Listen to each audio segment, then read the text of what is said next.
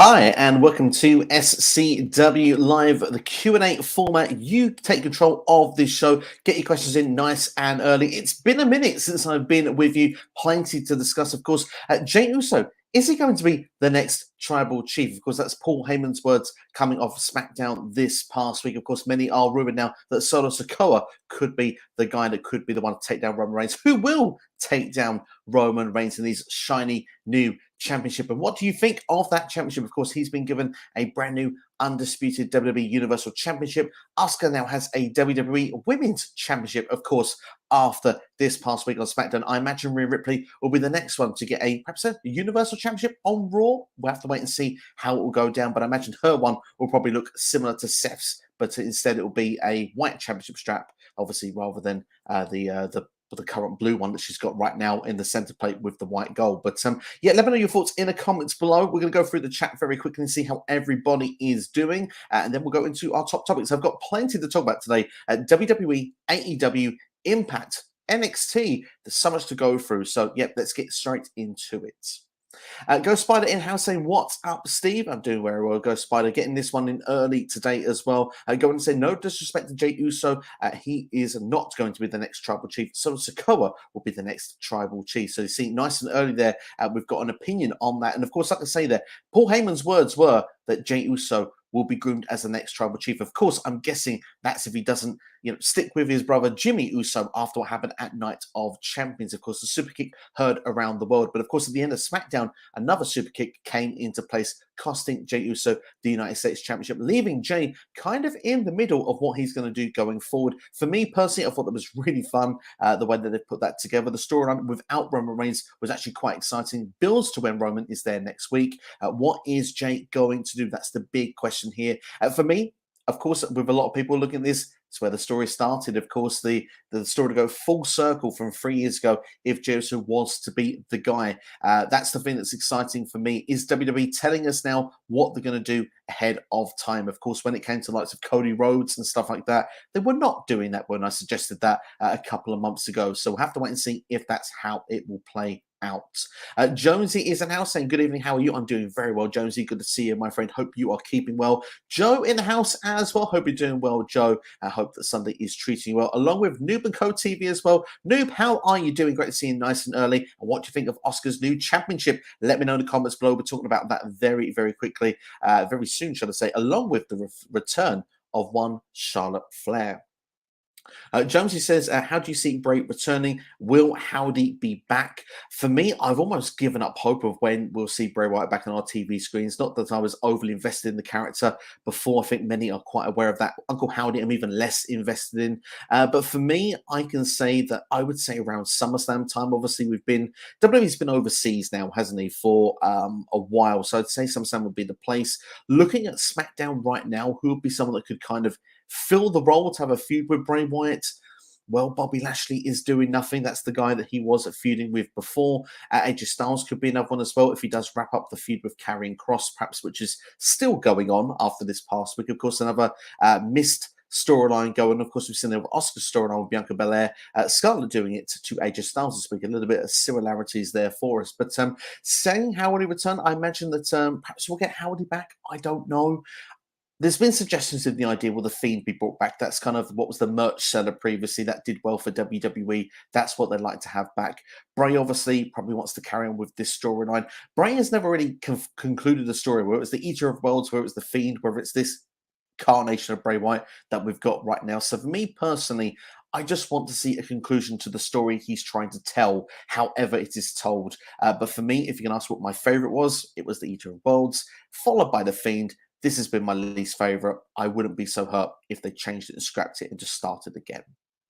Josie with a few questions in nice and early for us. So let's get a couple of those in there. And then he says, any thoughts on Drew returning at Money in the Bank? I originally thought he would be the one facing Seth at Money in the Bank. If you checked out my video earlier this month, of course, in fact, it was last week, I thought the idea that Drew would come back and go for the championship again, I thought he would perhaps lose that match against Seth Rollins. That would spark the heel turn. I thought that made a lot of sense. Obviously, now we know that he's not going to be involved in Money in the Bank either with the ladder match, because the final qualifying match, I believe, is taking place on Raw for the men, which will be Riddle versus Damian Priest. I imagine Damian Priest will take that spot, which makes me think Finn Balor will be the one that will be going against Seth freaking Rollins. Of course, they've been 1-for-1, if you look at it really, in the way of things. Of course, Finn winning the first match back at SummerSlam 2016. Long-term storytelling, people. Of course, Seth winning the second match, of course, in the semi-finals, I believe it was, to get this World Heavyweight Championship. And of course, now they could do the final match at Money in the Bank. Of course, Finn Balor, not being far from London, still be a very fitting opponent. But I would like to see Drew return at Money in the Bank. I think there'd be a good spot for him. Just come in as a heel. Just go for Seth Rollins. Maybe just do that. But it's hard to see that the UK crowd would boo him. So I don't know. But Seth is very popular right now. So perhaps maybe that could be a factor in it as well. Temple Place says, evening, Steve. I have a hangover from hell, lol. And I imagine you too, my friend, at Man City, of course, winning the treble yesterday, the Champions League as well. The one you've been waiting on for many years. So congratulations to you, Temple. That hangover, I'm sure, was worth it. Josie also asking once again, will we get the women's titles on the matching show? Well, I think that's the idea now. Get rid of Raw and SmackDown from the templates you can have now. Obviously, the Women's Championship, I've read, is going to carry the lineage of the Raw title. Obviously, when Rhea eventually gets her title, whatever it's going to be called, I'm guessing Universal Championship. They're not going to go with the World Heavyweight title for the women, are they? So I'm guessing Universal title is probably the way they'll go. And yeah, I think that's what they'll look to do and carry that with the SmackDown lineage. It won't hurt going forward. I mean, if you look with, for example, Gunther and Austin Theory, when they change shows, you don't batter an eyelid. You don't think about it, do you? Because it's not Raw and SmackDown in the names. Same with the World Championships. No, Roman's held them for a long time, but should that happen again in the future, you wouldn't think so much of it now going forward because Raw and SmackDown not in the title. After this, it's just the tag team titles to deal with. That's all that's missing from this for me. But personally, for me, what I will say is, though, those titles, I just wish there was a little bit more creativity gone into them. Let's talk about it very, very quickly. Roman's title, let's be fair, if you look at the render that's on the thumbnail, I actually think that title looks okay. Obviously, it's the same pattern that we've seen before. I would have loved a wing eagle. I'd have loved perhaps what we'd seen in Ruthless Aggression times. I'm old school. I like a bit of nostalgia brought into those titles. So we've got that with the World Heavyweight Championship with a modern twist. But at the same time, WWE is going to do what WWE does. They want to keep that big W on a championship, and that's what they want to do. For me, it just looks a bit like mustard with Roman's Reigns' one. Oscar's one looked better. I think that gold suited with the white strap better. But I do think that it's a bit lazy from WWE in general. But yeah, as for belt designs go, we'll have to wait and see what will go on. But yeah, for matching shows, that should eliminate that problem going forward. We've got Joe with a comment here, says, I personally thought the book would take down Roman, but I think John Cena will come back. Of course, for a 17th world title, would be exciting. Would be interesting to see Big John go for it once again. But he did, of course, at SummerSlam now, will be 2 years ago nearly. God, time flies, doesn't it? So I think for me, John probably should go elsewhere now rather than go for that. Of course, he could go for the World Heavyweight title for Seth Rollins. That could be a more interesting match, perhaps the fact that he'd done Roman not so long ago. Jonesy asking, is the AEW crowd actually invested in booing Don Callis? How does it compare to Dominic Mysterio's heel heat? An interesting question, this one. Of course, comparing it to Dominic as well. I think what you have to look with this for me is that two storylines have actually been done pretty well.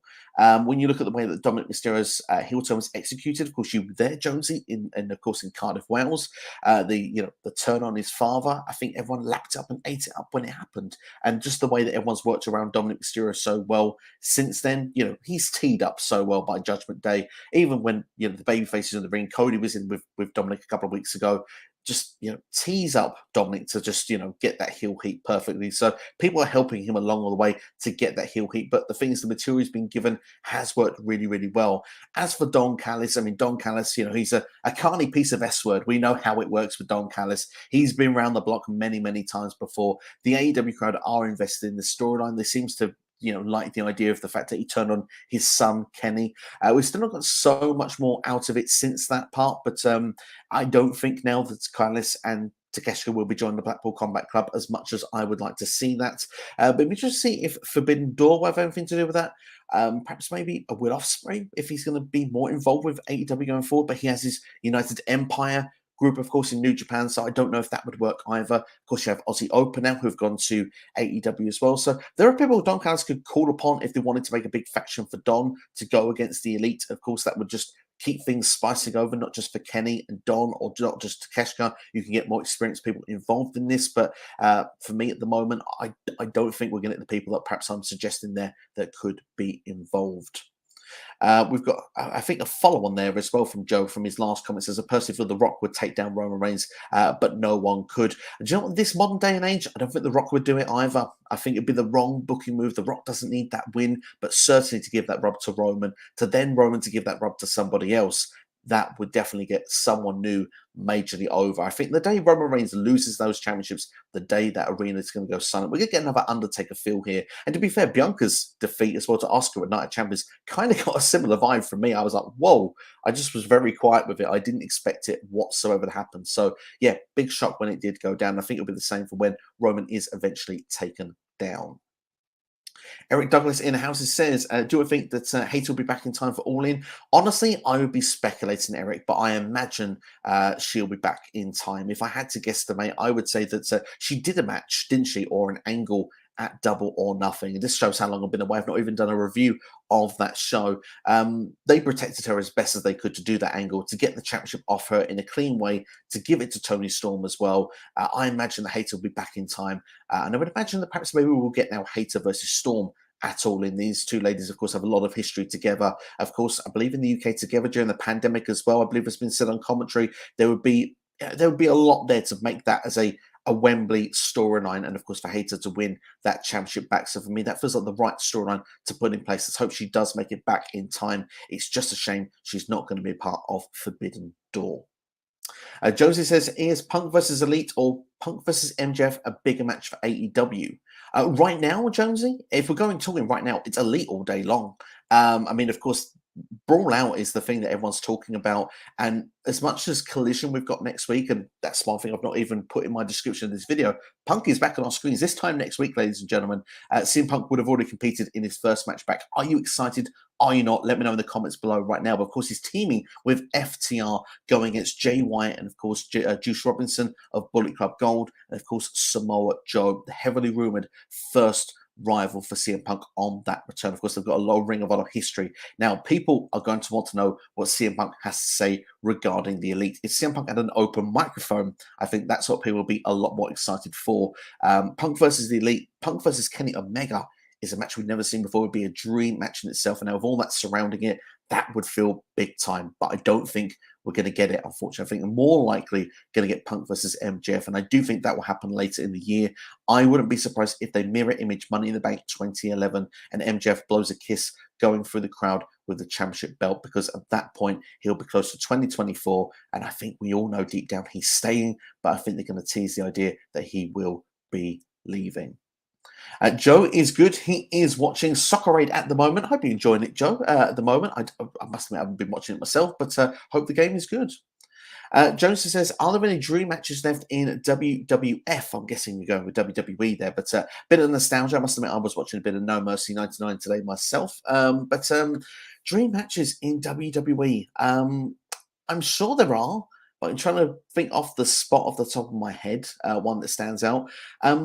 I mean, to be honest, really, WWE have done a lot of the dream matches that they can do, but I think that when you come to dream matches now going forward, I think Cody versus Randy, I know we've seen it before, but to actually do it with a legacy feel, if Randy could come back, would be quite an interesting match and an interesting storyline they could do.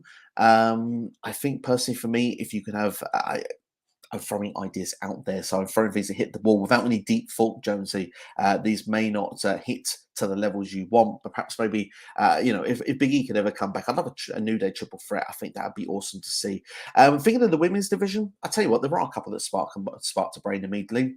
Becky Lynch versus Rhea Ripley. That's a dream match. That's certainly a big time match they'll have. They can actually make that main eventing shows. Same with Bianca Belair versus Charlotte Flair, and I think that is something we're going to get in the very near future. In fact, I'm going to talk about that Charlotte Flair's return straight after Noob's comment.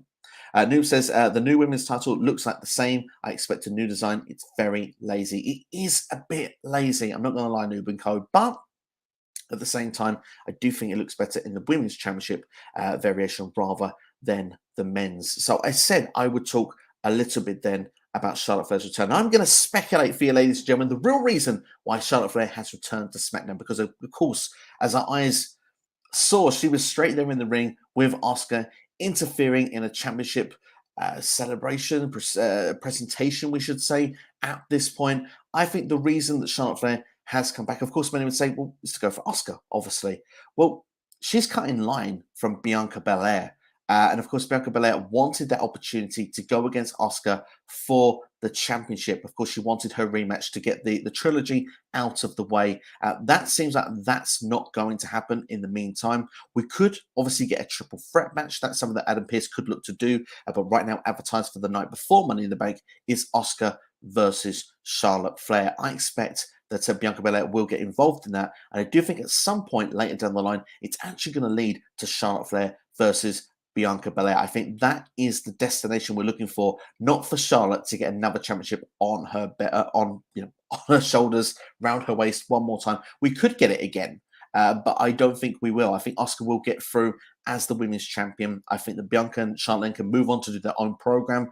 Interestingly, Charlotte is a babyface right now. There have been rumors that Bianca could be turning heel. Be interesting if that's the dynamic they'll go for with that feud. Personally, for me, I think Bianca as a face and Charlotte as a heel works better.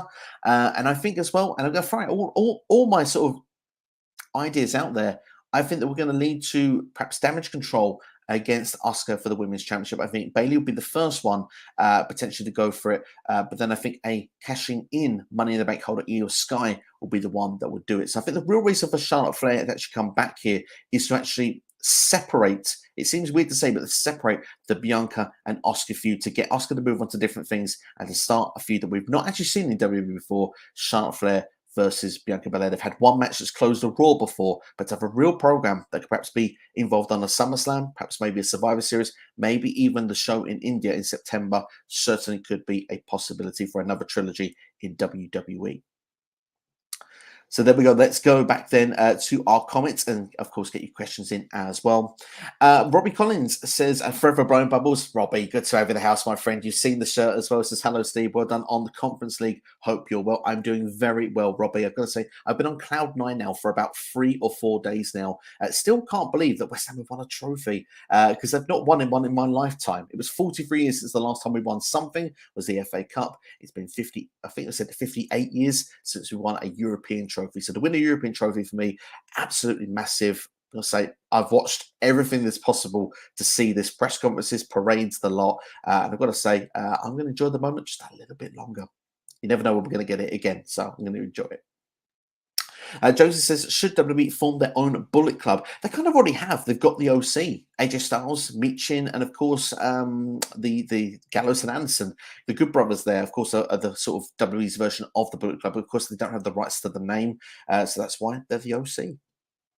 Eric says that he's getting tired of Charlotte every time. Then they come back. I need a championship story. Yeah, to be fair, I would say that in a way, I agree with you. It would have been nice if Charlotte could have come back and done something else. But like I say, I think that's the long-term play. I think that we're looking to get Charlotte here to get in a feud with Bianca. That can free Asuka up. Whether the championship remains with Asuka or not remains to be seen. That part of my prediction could go wrong. And it could be then Charlotte versus Bianca for the championship. It would feel like a big-time championship feud, wouldn't it, if it was to be involved? But I think to free up Asuka then to go and do other things, like I say, Bayley would be a feud that we've not seen for a while. Io Sky is the match everybody wants to see, whether Money in the Bank is involved or not. So yeah, I think that definitely should be the way to do it.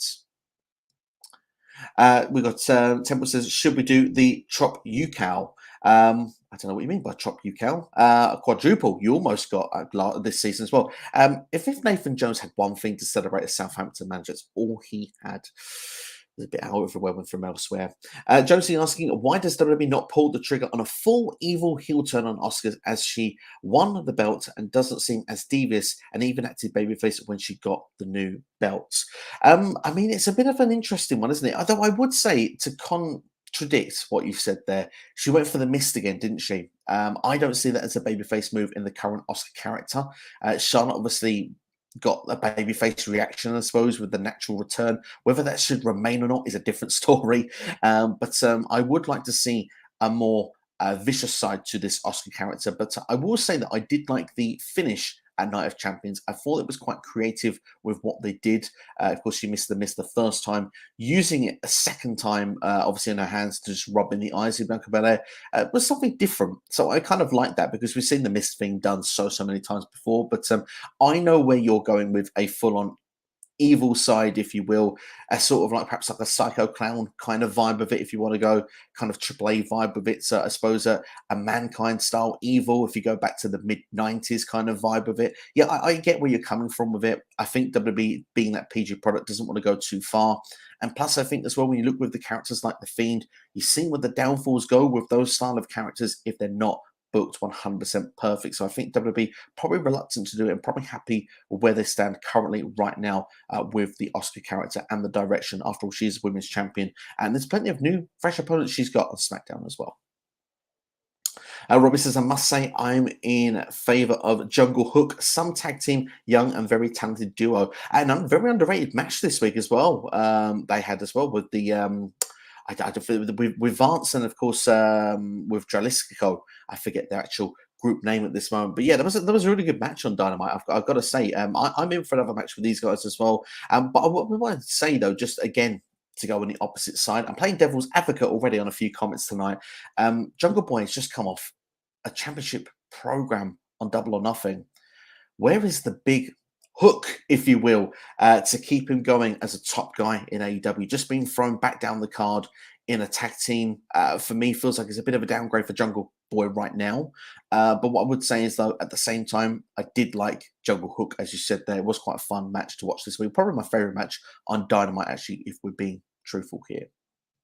Daz says, when do we see MJF losing his title?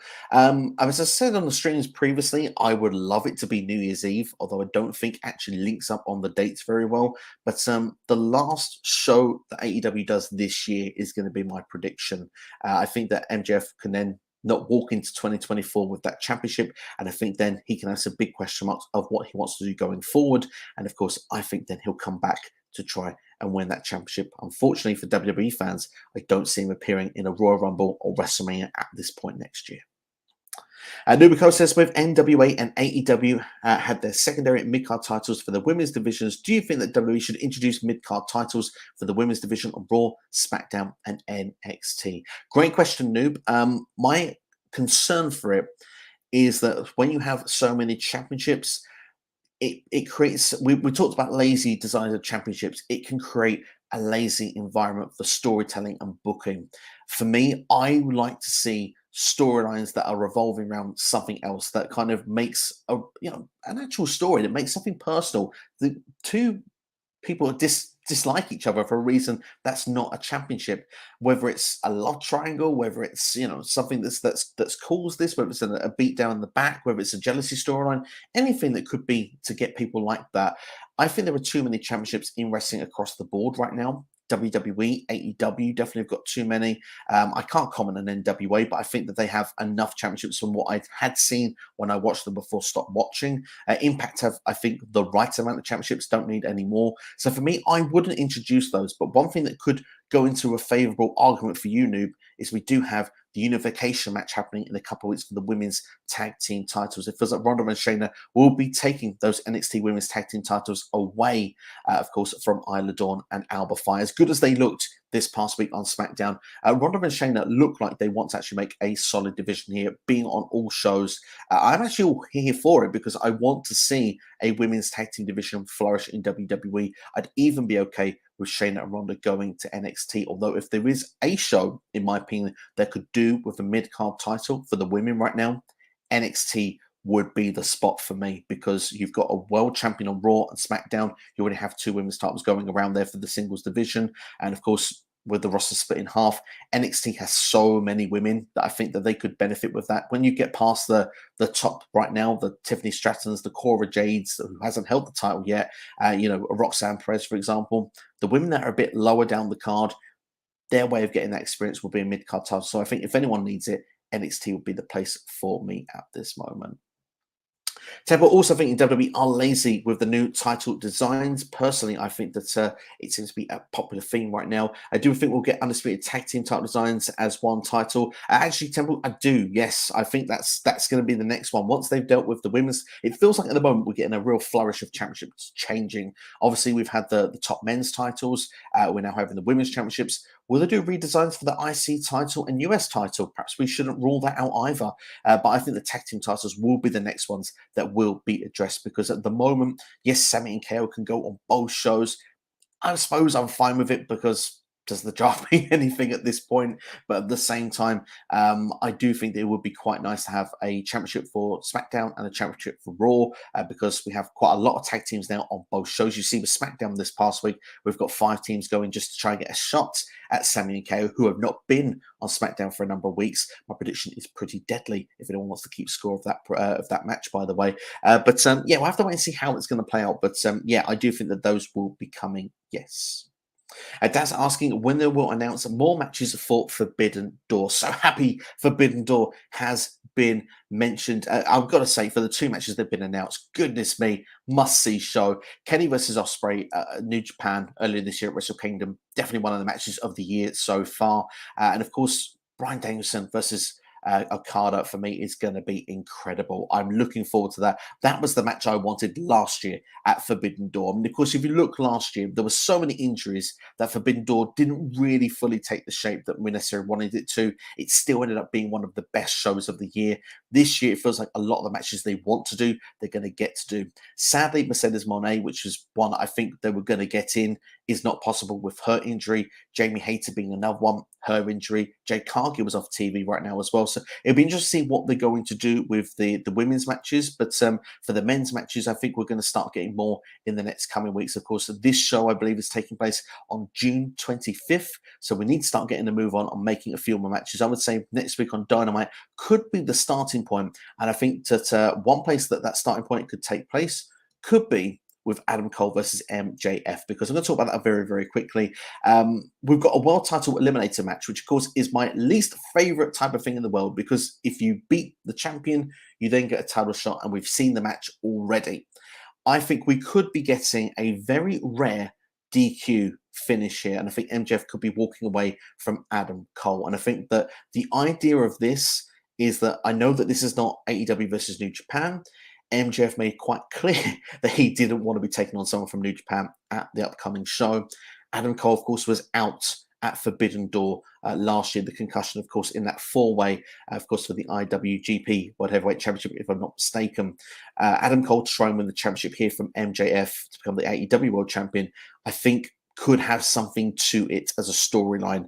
And I think that they may work with that. And of course, that can give MJF then all the heel heat in the world to play on the horrible year that Adam Cole has had. So I think that certainly could be something that could be happening at this show. I would have liked to have seen Tanahashi against MJF, of course, one of the faces of New Japan, to stand up to MJF. But I do think we're building to this feud, certainly. It's going to continue throughout the summer. I think Forbidden Door could be a show they could do it on, even though it's AEW versus AEW. They have done that where they've kind of mixed the teams up previously. And of course, we had Thunder Rosa versus Tony Storm on last year's show as well, which was a full AEW showdown, even if I think Tony Storm was meant to be representing the New Japan side because she's been there before. Well, Adam Cole has actually wrestled on Wrestle Kingdom. So there you go, I suppose, if they want that loophole. But we'll be interested to see how they play out, how they'll do things going forward with that show. But hopefully this week, Daz, you'll get your way.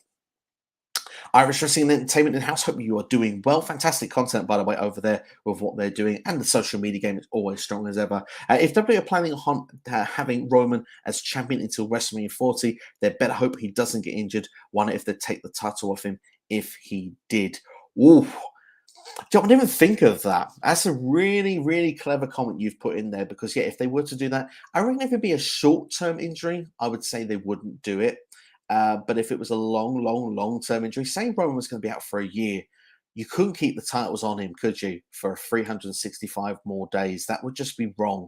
Although knowing WWE, they could always introduce a new world championship and Roman can just have a collection when he returns. But yeah, I don't know. For me, they better hope that. I think you're right there if that's the plan. For me, I would have done it at SummerSlam personally, as he retained at WrestleMania. But yeah, we'll have to wait and see what will happen. Temple's actually got a few Forbidden Door matches here that could be teased. Other matches we could see. Free rumored as Zack Sabre Jr. versus Samoa Joe, the King of Television. They've definitely been teasing that on Ring of Honor, haven't they, Temple? I've not been keeping up as much with Ring of Honor of late, but I have been seeing on social media them two have been linked together. CM Punk versus Kenta, I've seen this rumor as well has been discussed. I certainly would be in favor of that if that match was to happen. The go to sleep. Hopefully, wouldn't send fans to sleep. And of course, MCR versus Bishamon. I must admit, I'm not aware of that tag team, so that would be good for me just to be aware of it. But for me with FTR, I'm going to give my prediction of where I think that's going to go. I can see FTR with Ricky Starks against three members of Bullet Club. Of course, we've got the Bullet Club Gold members of Jay White and, of course, Juice Robinson. I think David Finlay might jump over for a six-man tag team match, but that's again mere speculation from me if that was to go down. But yeah, I'm excited for Forbidden Door this year. I think that they're going to be doing it right. If you want my opinion on that this year, I mean, of course, last year the show was awesome, but this year I think we're actually going to get a lot of those legitimate dream matches. Robbie says, what a first back match for Punk. Looking forward to it. We'll see him FTR. It does feel like it's big time. I'm looking forward to seeing it. I can't lie. I do think we're going to play then into the storyline with Samoa Joe, which has been rumored.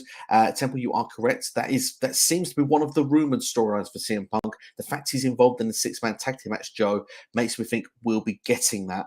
But of course, there has been rumors of Chris Jericho has been one that's been linked in as well for CM Punk. I've heard that he's a fan of Jay White as well with Juice Robinson. So we'll wait and see what will happen. But yeah, I'm actually quite looking forward to Punk coming back. I can't lie to you. Temple Blaze as well goes on to say Punk versus Omega is the money match. And Jeff versus Samoa Joe would be great too. Absolutely. Especially you're going with the history of NXT there, aren't you, with that? I know Temple Blaze loves the long-term storytelling. Plus Samoa Joe on the mic with MJF. Absolute menace. C Nation in the house. C Nation, how are you doing, my friend? Thank you for checking out the stream. And of course, I promise there'll be everything today. Thoughts on Alex Shelley winning the Impact World Championship. Let's have some Impact talk, ladies and gentlemen. It's about damn time. I've got to say, I'm a little bit split on it, though. I think that it can create problems going forward for Slammiversary, some that they don't want Impact Wrestling. But Alex Shelley is a great professional wrestler.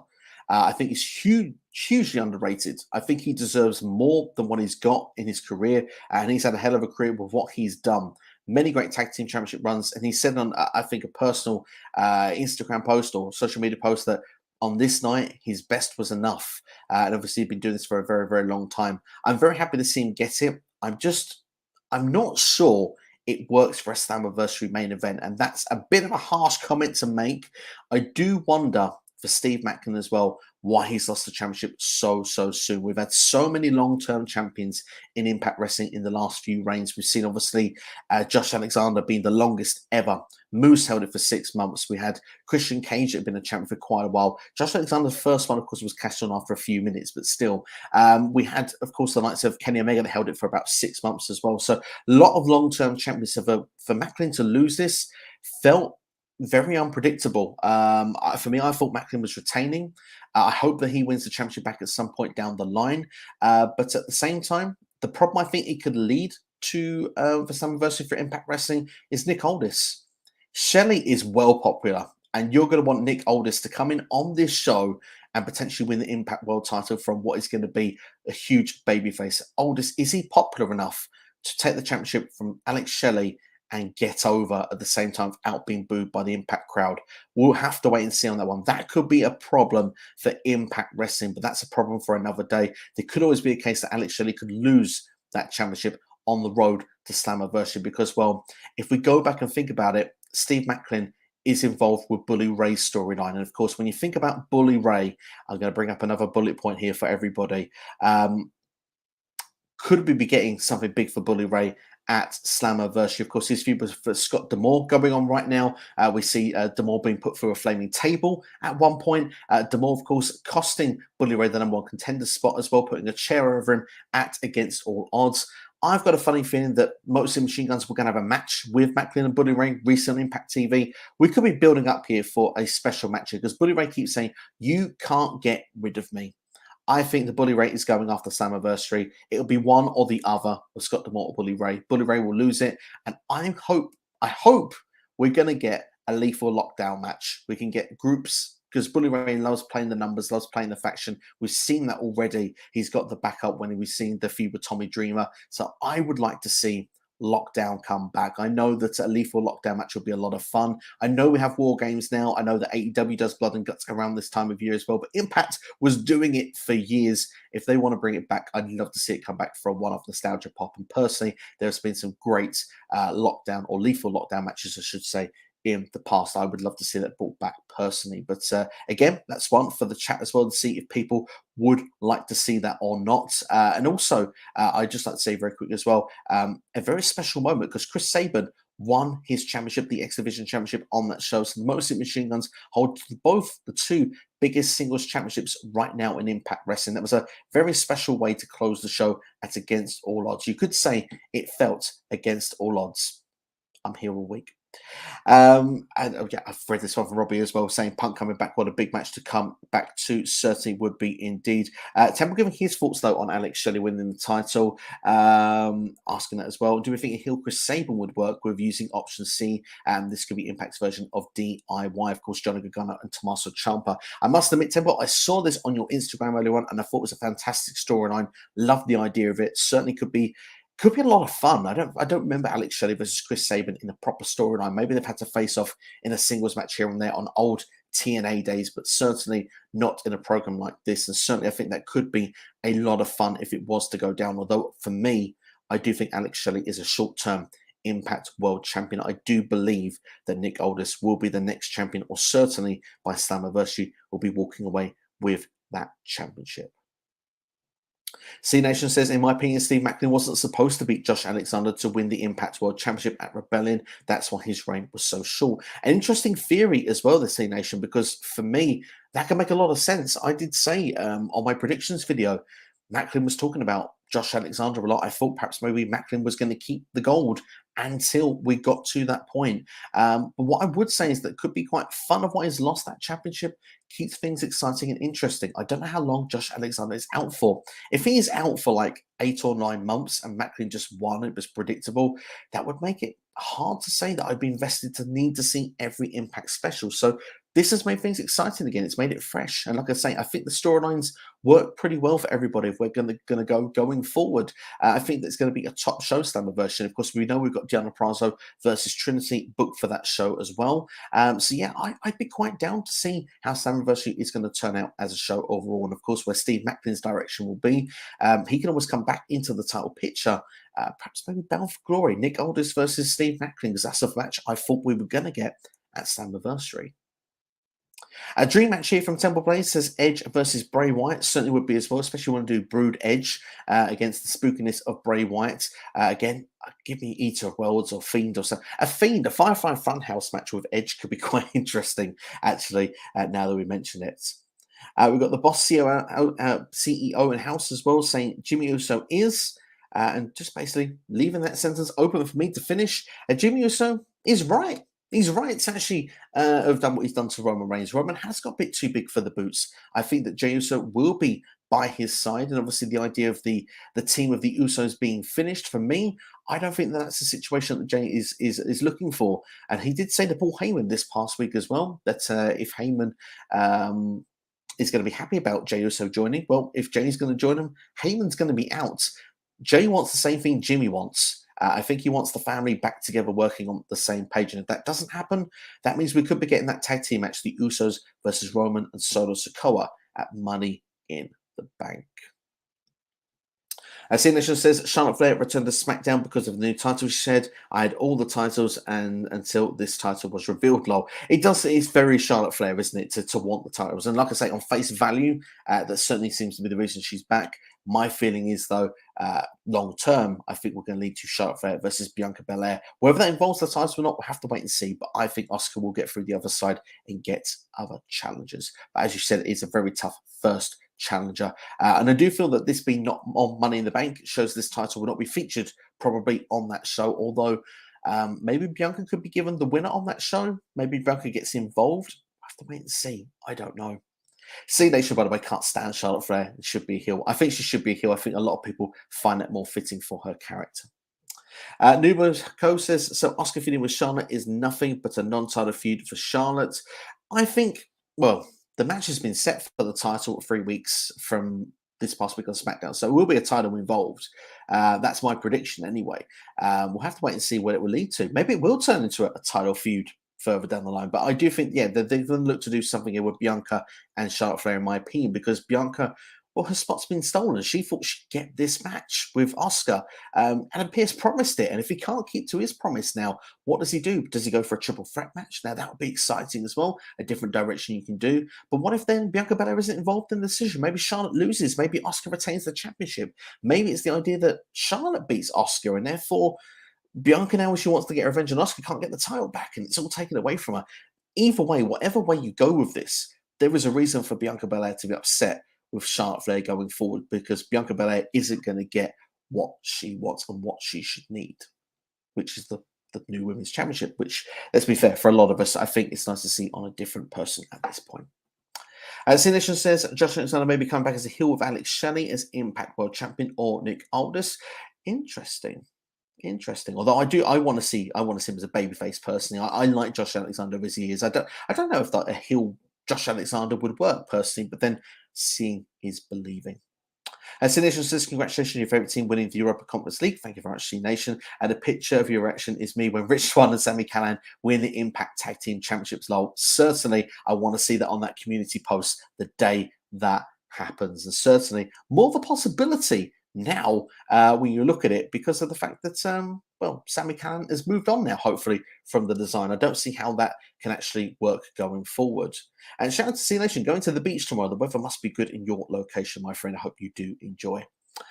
Temple Play says Balor gets kicked out of Judgment Day and is replaced by a Dijak call-up, leading to Balor and Devlin forming a WWE version of Bullet Club with a debuting GOD. There's your War Games match. Exciting. I like the prospect of that. And of course, Dijak could kind of fit the role for a Judgment Day as well. I'd like him in a group like that. But what I would say is, for me, Damien Priest is the one that's very acting babyface on Raw this past week. Maybe it's Priest that's being kicked out of this group, but certainly if Balor was kicked out of the group, that could be quite interesting as well. We're getting to that annual stage, aren't we, where someone's kicked out. Edge was kicked out this time last year. For me, I don't want to see Judgment Day break up in any format. I think the group is working perfectly as it is. Just add Devlin into the group, JD McDonough, and certainly think that could be a natural fit. But whatever they decide to do, I'm guessing we'll have some indications for SummerSlam. But Damien Priest, it looks like, I think, will get the Money in the Bank spot. I think that Gunter will cost Matt Riddle. Therefore, we'll get Matt Riddle versus Gunter at Money in the Bank as well for the Intercontinental Championship. And Balor will get that World Heavyweight Championship opportunity against Seth Rollins. Also, Temple suggesting on that top of that fantasy booking, by the way, we can add Styles, Gallows, and Anderson to finally end the Judgment Day. Interesting stuff indeed there. Robbie says here, 100% agree. Very big Jungle Boy fan. He was the first AEW match you watched. Fantastic. It was a steel cage match versus someone, I can't remember who, but it was definitely up there at the top. Would that have been Luchasaurus by any chance? Maybe Luchasaurus. I feel that was a cage match Jungle Boy might have been involved with. I know I've got a couple of stat people in the comments because my brain is going a bit dry on that in a minute, but certainly I do remember Jungle Boy having a great cage match when it was the case. And if you were going to start with that, there's a good reason why Jungle Boy is someone that's one of your favorites. We've got a few more Impact comments here then from C Nation. Says, I had the feeling Jake Chris and Madman Fulton are done with Impact Wrestling now the Ohio tapings are over. Disappointing if that's the case, because I liked OVE as the full group once again, and think that for me, like, I don't know, it just felt right with Chris and Fulton being back in the mix. And I've got to say, very underrated match. I mean, if there's one match I'd say people should go out their way to go and watch outside of Shelley winning the world title and Against All Odds, that was the match to go and do it for me. That was a really, really solid street fight that they did on that night. Sination also says Impact Wrestling is so unpredictable that World Title match from Against All Odds tells the whole story of why I said Impact Wrestling is unpredictable. Well, there you have it. And of course, for that, I actually got quite a few predictions wrong on that show as well. Can't lie. Sination goes on to say, why is Jungle Hook on and off tag team? AEW does this a lot. For example, the Hardy Party seem on and off too. They do seem on and off. To be honest, a lot of, but the Hardy Party in particular, that's very much Rampage, which these days I don't have time to watch. So I must admit, I have no clue apart from what I read with Rampage, although hopefully that stuff will go on Collision, because I'm planning to try and fit Collision into the schedule. Eric Douglas says, I feel that Sky Blue could be an incredible star. She's improving in ring. Amazing, looking great promo. I've got to say, I have seen a few of her stuff in Ring of Honor when it first started. I've not seen them actually won on Rampage this past week, but of course she will be taking on Toni Storm. I'm looking forward to seeing how much she's improved, because I know that from appearances that I'd seen from when she started to when I watched her Ring of Honor work around WrestleMania time, that stuff I was thinking was Sky Blue has improved. So yeah, for me, I think she's got all the tools to be a breakout star for the women's division for many, many years to come. That breakout moment probably isn't anytime soon, but certainly it will come at some point down the line. Eric goes on to say as well, Adam has to be the guy to beat MJF. Potentially he could be. We'll have to wait and see if and when or how that would be. C Nation says, a fun fact, the tag team title design is still the only titles in WWE that are over a decade old. Have we really had the pennies that long? Yes, I know they're different colours, but the design is the same since 2010. Fun fact indeed there. Thank you for sharing with that. Really, really cool. And also see that's about my tweet about the honey mustard title. Absolutely. It's a very honey mustard. I've got a funny feeling that Roman's one's going to get toned down a bit. It doesn't look like that on WWE.com, and I think they will tone that championship design down a bit. I wonder if it came back a little bit, not how they wanted it to. Cora Jade should get a run with the NXT Women's Championship. It felt like she was going to beat Mandy Rose, but then Roxanne Perez came in and stole her spots. And you know what? I'm thankful that Roxanne did, because Roxanne, for me, I think is definitely destined for the top there. But Cora is as well. I think Cora should get her moment. But right now, it feels it's Tiffany's time. Tiffany got that momentum going right now in NXT, and it'll be interesting to see how long that reign's going to be for Tiffany right now, because, like we said, we've got a host of names there that could be worthy of a championship opportunity. And speaking of NXT, I've not seen the question coming in for it yet, but certainly going to talk about it. Bron Breakker versus Seth freaking Rollins. Bron Breakker making the challenge, giving the call out for Seth freaking Rollins to come to NXT to defend his World Heavyweight Championship at the end of the show. And look, let's be fair.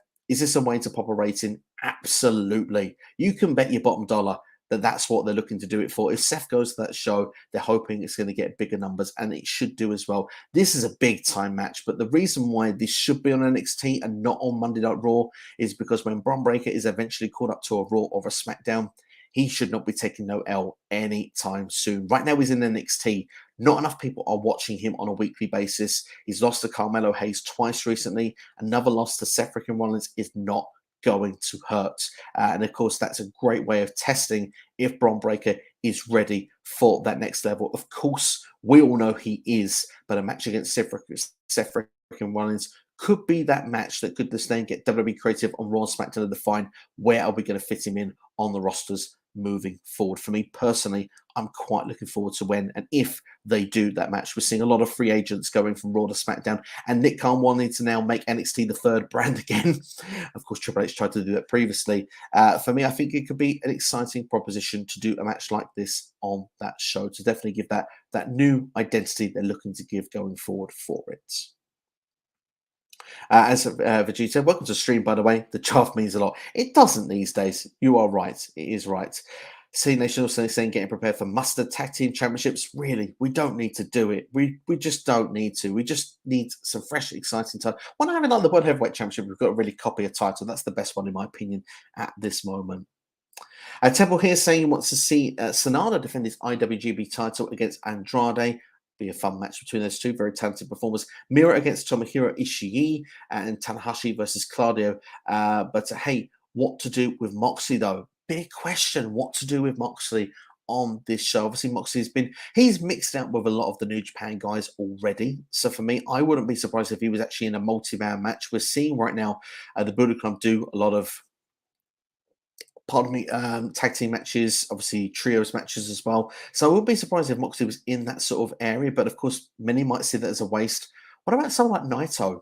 That could be an interesting match to see. I don't know if they've done that previously in New Japan. I'm a casual viewer when it comes to that. So Naito would be one I wouldn't be against seeing. C Nation goes on to say Rhea Ripley's new women's championship will be the World Heavyweight Championship with the white strap instead of the World. But it says women's. Absolutely. What will be the name of that championship is what I'm interested to know. Oh, here we go. Temple says more, by the way, on the Naito. That would be quite fun to see face Jericho. Did they do that before in New Japan? I know that Jericho attacked Naito back in the day. I feel like Jericho won that match and they did it at the first show after Wrestle Kingdom back in 2018. But tell me if I'm right or wrong on that, Temple, because my brain gets a bit fuzzy with that. But just to go back onto it, yeah, I do think that they'll do that with Rhea Ripley. I think that's going to be a really beautiful looking championship when she's holding that.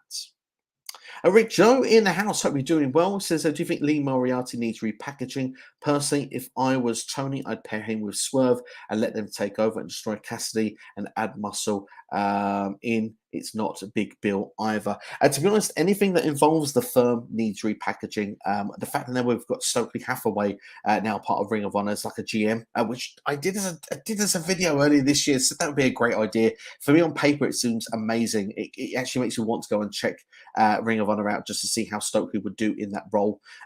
Personally, I think he'd actually be great as a GM, actually even for Collision, if they want to do something like that. But I guess Tony wants to be the one that's in full control of all of that stuff in AEW. But going back into your question with Lee Moriarty, absolutely. With Swerve, yeah, to me, Swerve's group doesn't really work for me either at the moment, if I'm being brutally honest. So, yeah, why not? It could improve things for me. But Swerve, for me, is an incredible performer, and I can't wait to see when he eventually does win the championship. I was really hoping he would be the one to beat Orange Cassidy this past week, but it was a great match between the two. C Nation says, what if Gunther got injured before the longest reigning Intercontinental Championship and would have to vacate it? Josh Alexander was the longest reigning Impact World Champion when he had to. A lot of ideas of injuries today, guys. Let's hope it doesn't happen. It would hurt at this point. A lot of work has gone into this now for Gunther to become the longest reigning. We don't want to see anything like that happen. Let's hope it doesn't. But yeah, we'll see how it will go down. Sination goes on to say, unpopular opinion, Bullet Club should end. I've never seen a faction last a decade and they've lost their power, popularity and are stale. Of course, I think New Japan have actually done their own thing at the moment with the group. They've kind of tried to get new people in. Obviously, some of the names go, but I think Clark Connors is someone that's coming to the group recently. It really escapes my name. Gabriel Kidd, I think, is another one that's coming there as well. A lot of those sort of New Japan strong guys, I think, to try and freshen that group up with New Japan going forward. But for me, I'm fine with Bullet Club. I don't really have a problem with it, but I would say that if you go back and say, is it their strongest period? Absolutely not. I do think, like you say, it's stale is certainly one way of putting it, but I think it needs a spark. But maybe what they've done in Japan could help it out. Rick asking how I feel about Cross and the feud with AJ Styles and how do I feel about SmackDown on Friday. In my opinion, thought SmackDown was a really good show. Really enjoyed SmackDown. I'll say that quickly. A lot of Money in the Bank qualifying matches. The Money in the Bank matches themselves, they're really beginning to take a lot of shape. And I'm really pleased to see that as well because now we can start getting up those predictions in of who we think is going to win it. And if anyone is saying it shouldn't be LA Knight, damn it, you're wrong. Yeah, perhaps it might be Damian Priest at this point. He'd certainly be a favourite going into that match if he was to win on Raw on Monday. But looking at it with Karrion Kross and AJ Styles, it's all right. It's just all right. It's not really doing much for me. I'm a big fan of Kross. I'm a big fan of Styles, but for some reason, the storytelling isn't clicking for me. I don't know what it is, what we need to do with Karrion Kross, but I think we need to stop putting him in the ring with people when he loses against those people. I want to build Karrion Kross up from the ground up again because, goodness, he's going to need it at this point because I think people are going to give up on him. I really, really think people are going to give up on him, and that's a sad part. Just a lover says that there shouldn't be Bullet Club anymore. So there's another call there for no more Bullet Club. I mean, they literally are everywhere. You can't do a show, even Impact Wrestling. Ace Austin and Chris Bay, ABC, of course, the Bullet Club as well. And I've got to say, I would love to see them against FTR. I know that's not going to happen. And of course, the idea that we could get the Gun Club, obviously being a part of this Bullet Club Gold, of course, the Austin and Colton Gunn. I would much prefer Ace Austin and Chris Bay in there, but I know they're contracted to Impact Wrestling, so that's not going to happen anytime soon. WrestleBoom in the house. Hope you're doing well. WrestleBoom, thank you for checking out the stream. Hope you're keeping well. Temple Places, I think, but the current Bullet Club, but run by David Finlay. It's actually perfect. It's a young and upcoming stable now with the club, and I think it has potential. I think that's the thing. I think it got stale with the group members it had. And I think that certainly Finlay certainly was a outside of the box choice to be put in as the leader. But certainly, I'm interested to see where it's going to lead to going forward now that we've got this young up and coming group. Like I say, I'm a casual viewer when it comes to New Japan, but certainly we'll be trying to keep an extra eye out here to see what they're going to do. Robert Collins says, by the way, I'm happy Sky Blue is getting her opportunity. Hope she does well. Absolutely. Hopefully, should be a good showcase match for her on AEW against Turnstorm this upcoming week, despite the fact I don't think she'll be picking up the W. Jonathan Sam in the house says, how am I feeling about the main roster coming to NXT, and Nick Khan saying that he would turn NXT into the third brand? Who do I want to see be stand back to NXT and trade people for the main roster like Dijak and Dragunov? We'll see. They'll be great for a Raw and SmackDown. Obviously, Dragunov being rumored to be going to Imperium at some point further down the line. For me personally, I like where we're seeing with the free agents. I think that makes a lot of sense right now. I think Dana Brooke was a great call as well to go down to NXT. I think Tozawa will be a great shout as well. Hit Row could do with going back down there. Pretty much, if you're not on TV and doing anything of note or value, Los Lotharios, Angel, and of course Umberto, put them down NXT. There's some great stuff you can do. They get some TV time. Maybe they get a tweak and a repackage as well. I think someone like Dana Brooke could really benefit with being repackaged at this point with like a redemption story or going back to being a heel because she was being booed as well when she got in that battle royal because I think people thought she was going to win it. So for me, I'd like to see that sort of stuff go down. Mustafa Ali feels like a big deal when he goes to NXT as well. And I think eventually you're probably going to get a match of him and Wesley. It's going to be solid as. So yeah, that sort of stuff can be really, really exciting. And to be fair, to have that NXT was kind of what we had at the very start of NXT because the Usos, Cesaro, people like that were going down and having matches. We had Primo and Epico. They were all on Raw and SmackDown, but they were having matches on NXT when it first started in 2012. So this could be a good way for people to hone their craft. And you look at people like we've seen before come down, repackage, go back up and have a really successful stint on the main roster second time round. I think that could be a good way to go for this NXT going forward, as well as still bringing the up-and-coming superstars into good positions and hopefully going forward to being, people that could actually be big stars in WWE moving forward. Bishamon are Hiroki Goto and Yoshihashi. I didn't know their tag team name, so I've always just called them by their name. So thank you for clarifying that for me. I didn't know that information. C-Nation says, I kind of knew Steve Macklin was going to be a transitional champion. His booking last year was bad too. He lost to Chris Sabin, Alex Shelley back to back. So this is Alex Shelley's second time. Well, there you go. I mean, to be fair, I thought Macklin was actually on a bit of a run. I thought his time where it was really white hot was actually the barbed wire massacre match he had at Victory Road. But I thought that was the time then to really get this guy moved forward. He then went into the gauntlet, which he should have won, and then Bully Ray won it. So I suppose, like you say, I can see your point of view. I really can see that point of view. Temple Plains talking about Bullet Club once again. We've got Jay White, Juice Robinson, The Guns. Brian Pillman Jr. would be quite fun. I'd like that suggestion a lot. I'll just leave it there. I like it a lot. A great suggestion. Of course, we've got C-Nation here says that, yes, longest reigning champion was Josh Alexander, so maybe Impact wants to have some transitional title reigns. Certainly would freshen things up and keeps it unpredictable for the card. So, yeah, it's not a bad thing to do such. Am I really 20 minutes behind on comments here? Apologies, guys. I'm going to look to try and catch up with y'all. Jonathan says, how do I feel about Balor being kicked out of Judgment Day? Well, it's not happened. It's not happened as of yet. For me personally, I hope it doesn't happen. That's what I would say. But he has kept an eye on JD McDonough. Like you say, perhaps we will get a new variation of the faction. But I think if anyone should be kicked out right now, it's Damien Priest, because he's the one who's been a bit like a babyface since this past week on Raw, wanting to do things without help from the Judgment Day. And Balor didn't take too kindly to it. Priest didn't like the fact that Balor came out either during the match. So I think friction could be happening, and I don't think necessarily that Balor's going to be the one to be kicked out. Since I just heard a rumor yesterday that why Steve Macklin lost the championship is because Rebellion got a low pay-per-view buys and Impact Wrestling is blaming on Steve Macklin. Well, I mean, it's a shame if that would be the reasoning. Obviously, we'll take that with a big pinch of salt as it's in a rumor, but Kushida was involved in the match as well. And to be fair, it was very, very predictable. So, I mean, if you'd have put Macklin against someone else where I thought it was less predictable, that would have been better, wouldn't it? But there you go.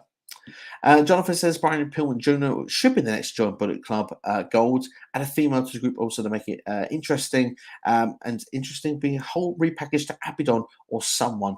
I don't know. Abidon needs to get back on TV. Is what I'm going to add to that because she's of course being part of the Fight Forever game. And yeah, to be fair, like she's not on TV. She's not been on TV for ages. The game's going to feel very outdated very quickly if that's the case. But yeah, I'd like to see her get some TV time again. C Nation says it feels bad for Macklin. He isn't the main event star in Impact Wrestling because he beat Kushida to win the world title. Only had 2 title defenses. Alexander's injury messed up Macklin. We'll see what happens with Macklin going forward. I think he's got a big program ahead alongside Bully Ray at this moment. Temple suggesting the idea that the Outcasts could join the Bullet Club Gold certainly would be a natural fit for them. And of course, it is kind of that NWO vibe all going around. How about a new faction, enough of Bullet Club? Well, I think that it shows that there is interest in Bullet Club. Everyone's been talking about it. So whether you're in or out of Bullet Club, we've all been discussing on and off for the last 15, 20 minutes or so. Ghostfellow says, I'm calling it right now. LA Knight will win the Money in the Bank ladder match, and Io Sky will win the Women's Money in the Bank ladder match. We might think alike. Although there is one person that makes me think that LA Knight might not win the men's match. But just very quickly, actually, now that you mentioned that, let's just quickly talk about LA Knight very quickly because WWE have made it very clear now. The Money in the Bank briefcase can be cashed in on any championship, any champion. Don't have to be a world championship anymore. We see it with Austin Theory last year. They are making it clear right now that he'd go for any title. And of course, LA Knight winning that, why not go and cash in on Austin Theory successfully to win the United States Championship? Because Austin Theory tried to cash in and win that exact championship last year.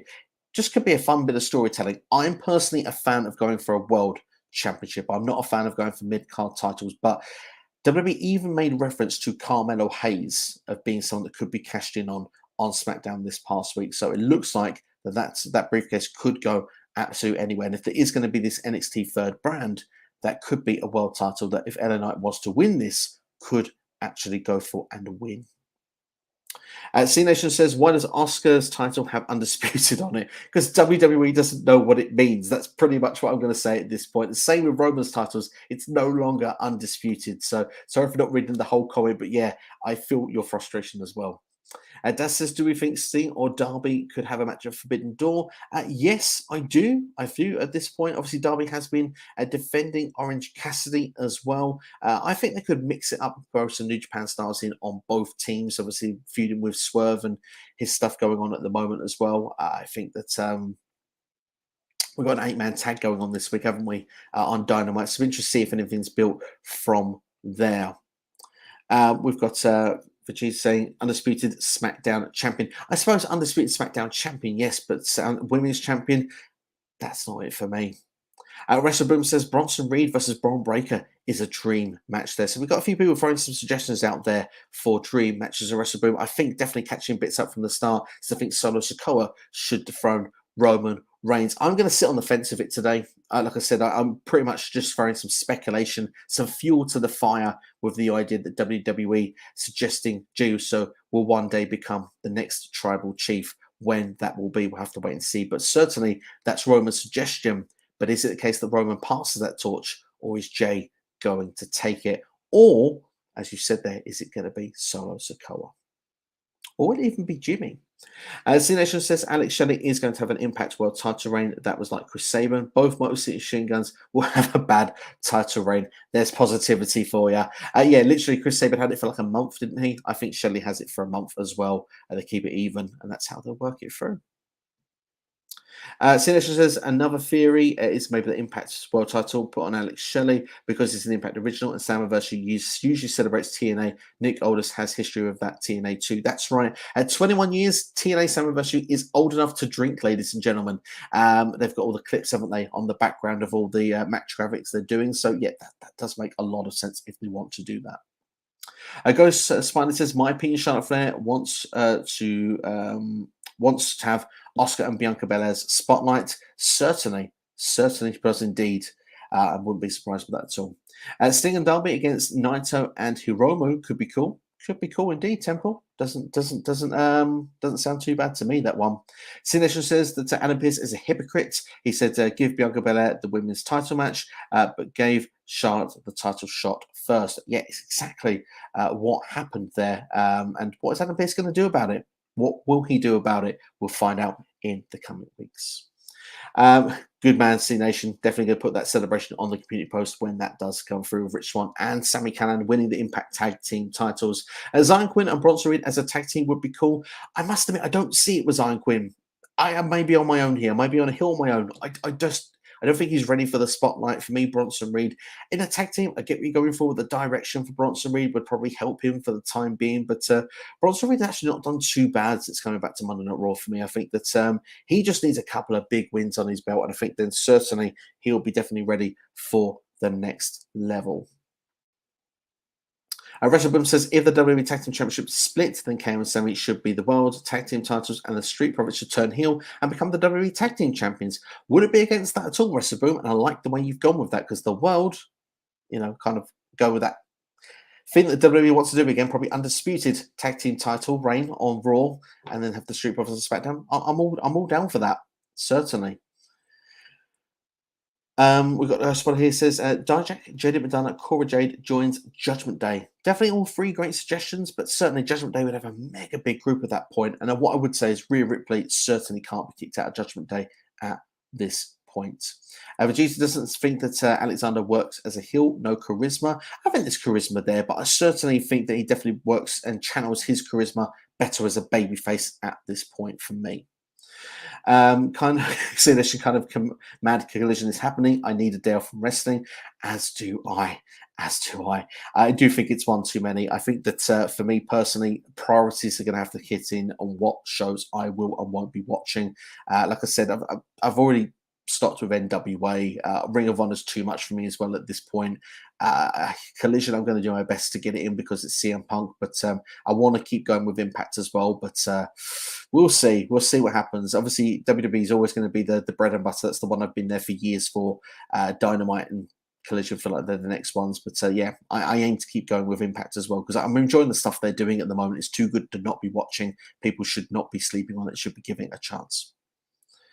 Several says, I'm still waiting on the Moxie Callahan reunion. Moxie kicked out of BCC and replaced by Daniel Garcia. There's a lot of being kicked out of groups tonight, people. Lots of speculation, station and fantasy booking. Not that I'm against the idea of it, but certainly not the BCC as they are right now. I wouldn't change a thing at this particular moment. Sinister says Sunday is pay-per-view day once a month. Raw is SmackDown. SmackDown?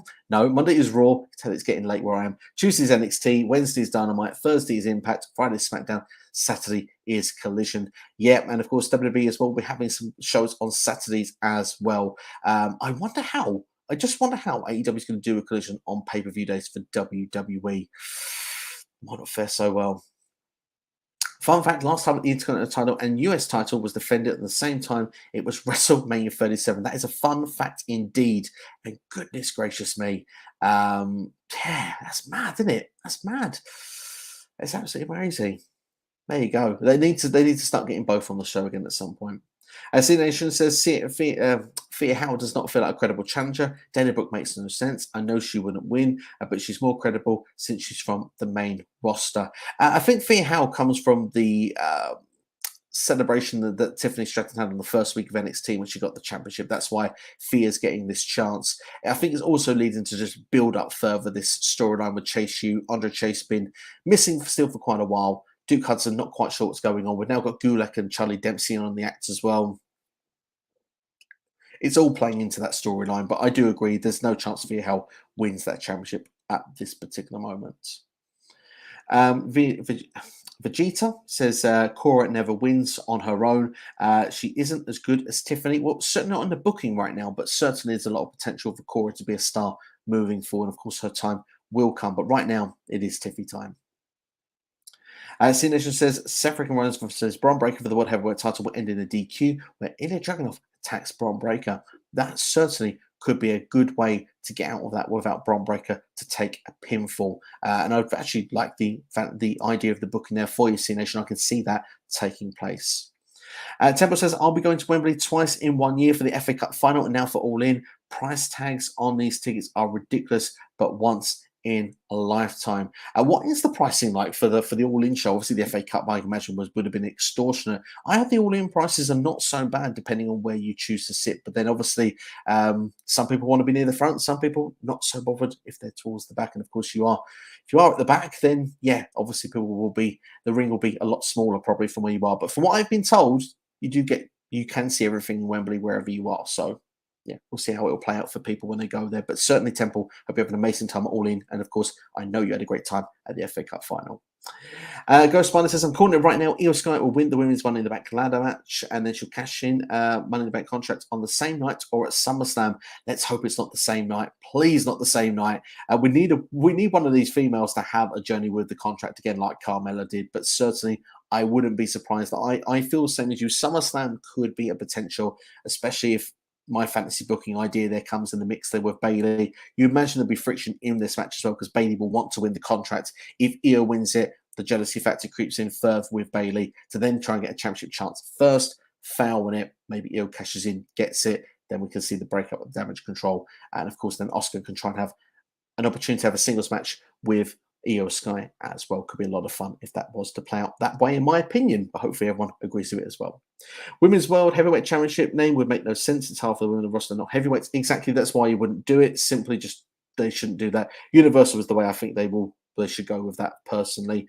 And I think the tag titles should get new designs. Totally agree with that as well. Would be totally fine with that.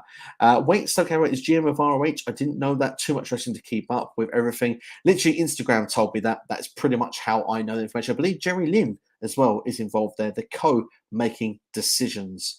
Women's World Champion. I like that suggestion as well. That could work also for Jetta. I think that's a good suggestion there. Damien Priest or Shinsuke Nakamura should dethrone Gunter. Perhaps Damien Priest will be that person to do that if he wins Money in the Bank. We'll have to wait and see. It certainly will be an interesting idea if and when and who does what.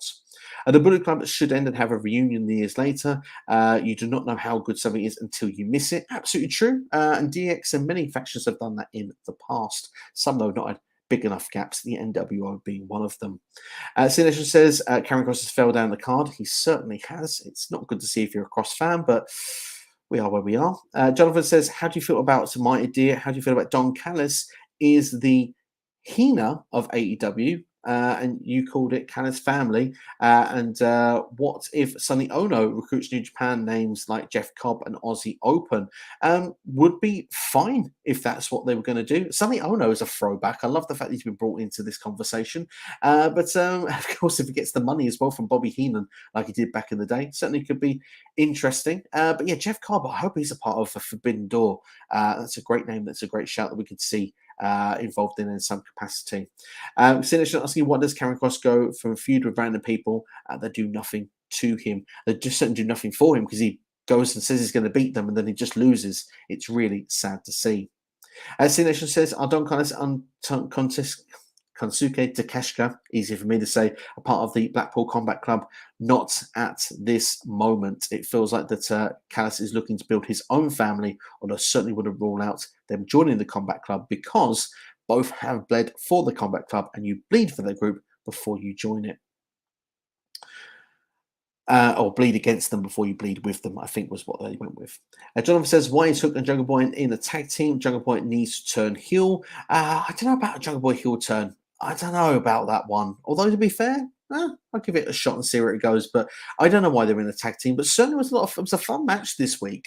Obviously, both have got issues, I guess, with with Vance and with Jalistico. So yeah, they booked that match, and it was, to be fair, it was a really good match on Dynamite. So I'm not going to complain too badly. The Bullet Club are very stale. They're the only ones that are kind of popular by some fans because of the branding. It's like having the Shield still being a stable with different members. Yeah, I mean, it's changed a lot over the years, although there are still a couple of original ones. If I'm not mistaken, Temple, I imagine that Bad Luck Fale is still there at this moment. Ghostfather says Bailey as a heel is stale now, in my opinion. To be fair, I can see where you're going with it. And Vegeta also wants to see a face turn as well. I just feel that with Asuka being a heel, Io Sky being a babyface, I think could kind of work. I think Bailey would have been the babyface originally with leaving this group, but it feels now that Io is definitely taking more of the babyface stance of the two with the tease of that breakup. But that's just what I feel I've seen on TV. It could always go a completely different way. C Nation says when Jungle Hook, Jack Perry, Jungle Hook, Jungle Boy, Jack Perry has nothing to do in AW. Tony Khan's first fault is Jungle Hook lol. Exactly, but to be fair, that's with Tony Khan's fault. With most people, put them in a tag team. Oh shoot, that's a good one. Temple Tony in Bullet Club. I think that would work pretty well as well. Temple, I think that's a good shout.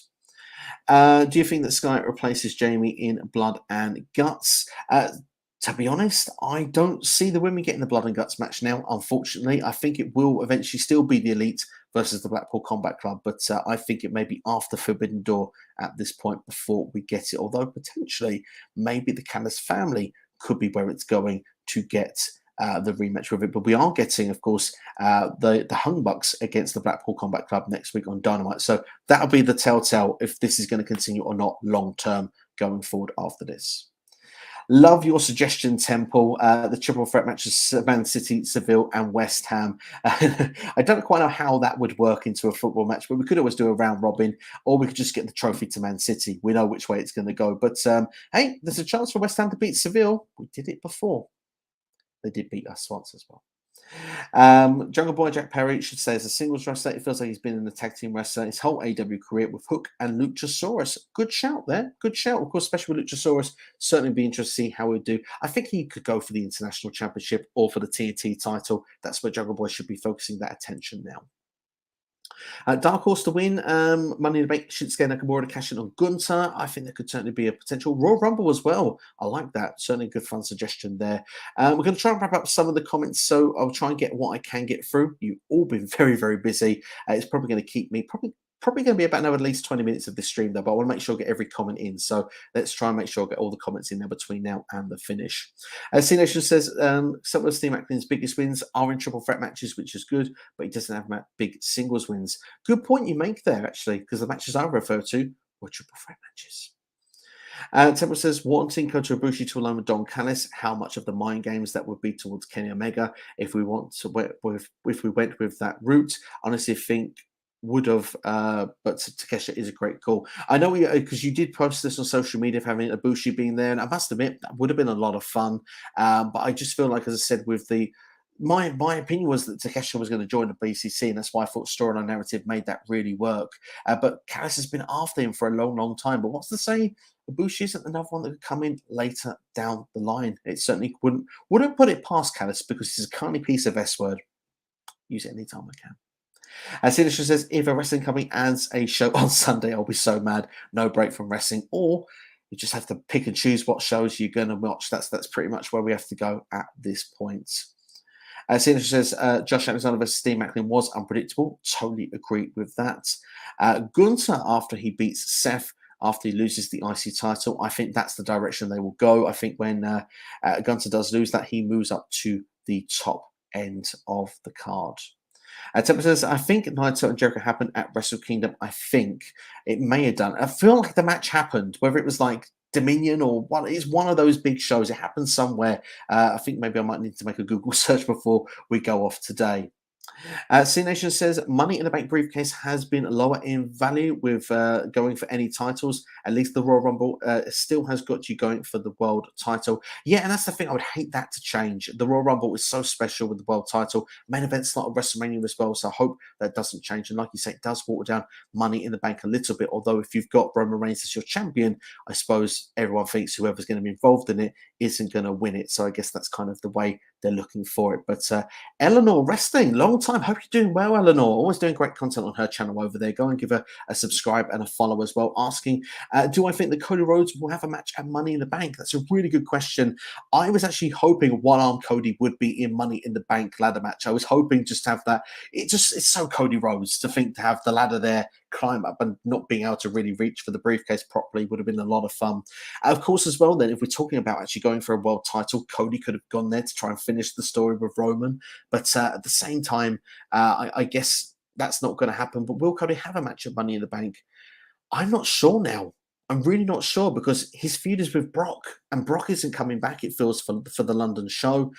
I would like to feel that Cody will be involved in the show in some way.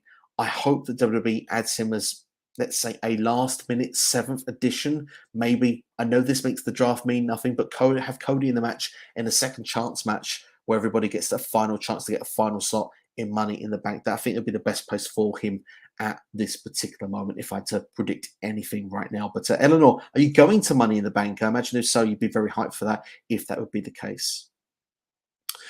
C Nation says you could call Asuka undisputed SmackDown champion, but Raw and SmackDown are both in the same company, so it still makes no sense. Yeah, kind of true. It doesn't make sense for me. Charlotte Flair is the only woman in WWE who can cut in line for WWE for any championship she wants. Kind of, yeah. She's doing it, and she's done it. She beat Ronda Rousey as well. So, but to be fair, as Vegeta says, Charlotte is the GOAT. I mean, she is one of the top women's wrestlers of all time. So, and also fair play. Asuka did say yes to that championship opportunity. So, I mean, that is true. The challenge was put out. Asuka said yes. Adam Pearce's hands are a little bit tied at this point. But yeah, I think Josh Alexander is a better babyface. I think he's John Cena of Impact Wrestling. Certainly, definitely is the face that runs the place there in there. But yeah, I can see your point with that. I can see where you're going with that. Grayson Waller versus LA Knight for WrestleMania 14. They've got big plans, apparently, according to wrestling rumors for Grayson Waller. Be interested to see what they will be. But him versus LA Knight, of course, revisiting NXT. That rivalry could be quite fun as well. C Nation wants Sheamus to dethrone Gunther. Sheamus would need to be in Money in the Bank to do so. Butch has got that spot. I'm really pleased for Butch to get that in front of the UK crowd. That should be a lot of fun. C Nation says that Cameron Cross is the new Bray Wyatt. Talks a big game but loses. Yeah, it's very true. It's a bit depressing when you read it, really. Cross is like Bray, though. He should be patient. He'll get his time. We'll have to wait and see what will happen. Robbie says, do you know where we can catch Collision in the UK? I don't think ITV4 has announced it at this point at the time of recording. Obviously, Fight TV is probably the best place right now if you are looking from someone from the UK to watch Collision at this point. So yeah, I think Fight is the best suggestion. But keep an eye out for ITV. But ITV4, for those from the States, we get AEW very late when considering with that. Obviously, Dynamite is not aired till late on a Friday night, and I believe Rampage is on the Tuesday. So yeah, it's very late for the UK people to get to see it. So I think Fight is probably your best shout, Robbie. Seth Rollins is the best wrestler on the planet. It's just my opinion, and certainly is a good opinion to have because Seth Rollins is certainly up there in my opinion as well. WrestleBoom heard a rumor that a DOR return could happen this year. They certainly have teased it on Raw as well of whether Johnny should bring Ciampa back into the group. We'll have to wait and see if it will or won't happen. We've got here, C Nation says the next Royal Rumble winner has to win the world title at WrestleMania. The last successful Royal Rumble winner was Drew McIntyre in 2020. And I think how the percentage, going to show me age again here, guys and girls, so I'm very sorry. But like back in the old days, they used to give the percentages like they did with Money in the Bank. And it was such a high percentage of people that would go and win the Rumble to then go and win the title at WrestleMania. Just shows that those odds are depleting with Roman retaining year after year at this moment. Of course, even Bobby Lashley retained against Drew McIntyre at WrestleMania 37. Eleanor is going to Money in the Bank. Fantastic news. So fingers crossed Cody is there. Yes, Cody as a 7-person would be amazing. Fantastic. Eleanor, what matches are you looking forward to so far as well? Get involved in, are you hoping that, obviously Becky's involved in Money in the Bank as well. Surely that's got to be a favourite for you. Do you want to see Bianca, Charlotte and Asuka all roll over to Money in the Bank as well? That would be interesting to know your thoughts with that. Would be quite fun as it's one of the top topics we talked about today. C Nation says, yeah, if Charlotte Flair is GOAT, then she can be relevant without a title. She could be relevant without a title, but WWE loves to throw her in there in the championship place. It's obviously to do with Ric Flair and the 16 world titles. But as I said, I think we're going to lead to Charlotte and Bianca go off and do their own thing. Asuka runs away with the title and does her own thing. And hopefully I'm right. But as we've proven many times on this channel before, sometimes I can get it very wrong. Gunther wins the Royal Rumble to challenge Shinsuke or Seth again if he beats Shinsuke. Please against Seth if they do that. Shinsuke is the mid-card title. I don't want to ruin the Royal Rumble in any capacity. WrestleBoom says, imagine Night 1 WrestleMania main event, Seth Rollins versus Gunther, and Night 2 Solo Sikoa versus Roman Reigns versus Cody Rhodes. Interesting with the triple threat element. Would Cody finally finish the story? That's what I need to know. But certainly those are two great main event matches if they were to do so. Robbie Collins says, yeah, Friday is stacked for UK viewers. Dynamite, it's on ITV, finishes at 12, then it's SmackDown an hour later. And since I'm up, I usually watch Rampage at 3, now Collision on Saturday. Robbie doesn't get sleep, ladies and gentlemen. That's pretty much what we've learned from reading that comment. Robbie, you are an absolute soldier. You are dedicated to the cause, man. And yeah, we love you for it. C-Nation says that pretty much Roman Reigns is winning the Royal Rumble and Money in the Bank at this point. I mean, Roman's just doing a great job. Let's be fair. He's what he is. And to be fair, he could become Roman Sammartino at this point. He's held the title for that long. Eleanor saying, of course, always rooting for Becky, but secretly rooting for EO. Would love Charlotte versus Bianca versus Asuka too. Very excited for what Roman will do at Money in the Bank. As am I at this point. Is it going to be Roman versus Jimmy, or is it going to be Roman and Solo versus the Usos? It really feels exciting, whichever way they're going to do it.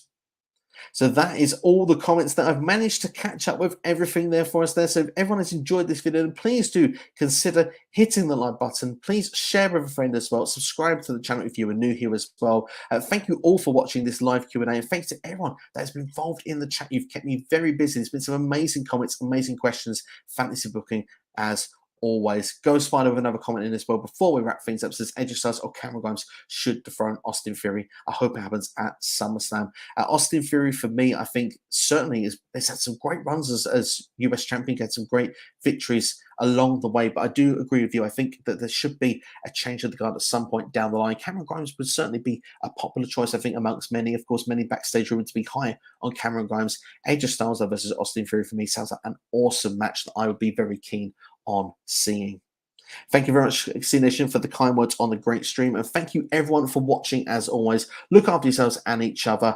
I'm hoping to do more content throughout the next week. So hopefully you'll get 2 or 3 videos out of me. Hopefully at least one of them will be a live stream as well. And don't worry, there will be plenty of content still between now and Money in the Bank, based on Money in the Bank. And, of course, Forbidden Door, the predictions will be coming up when they'll be around in due course. I'm looking perhaps the Thursday before that show.